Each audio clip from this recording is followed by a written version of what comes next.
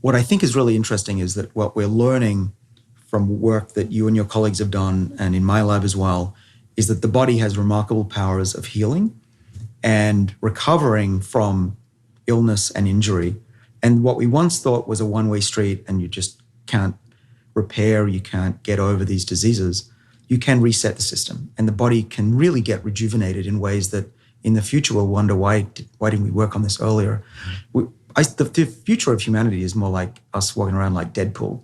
We'll probably be cleaner and we won't smell as badly, but Deadpool, if you don't know, can get injured and just recover. It's very hard to injure this guy. And we're going to be the same. Yeah, we are now learning how to tap into that system. And in part, what we're doing is reversing the age of those cells and telling them how to read the genes correctly again, reversing the age of that epigenome.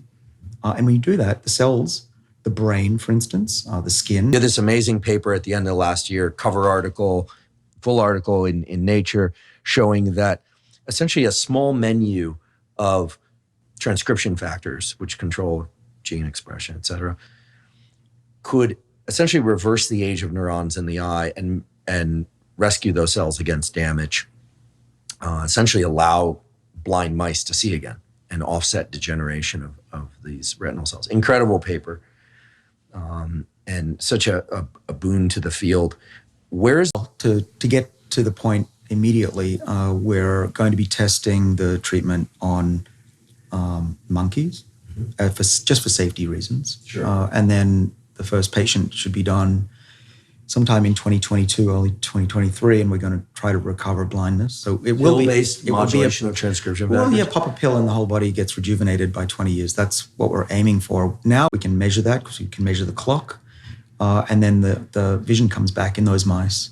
And I don't see any reason why it shouldn't work in people because it's the same structures and mechanisms that are on in the human as well. But the great thing about this is that it's a one-time treatment. Those genes go into the back of the eye and stay there forever. And you can just turn them on whenever you want. What's exciting is that we could potentially do this across the entire body and just take this antibiotic every 5 years and go back time and time again. In thinking about the body and what's going on under the hood,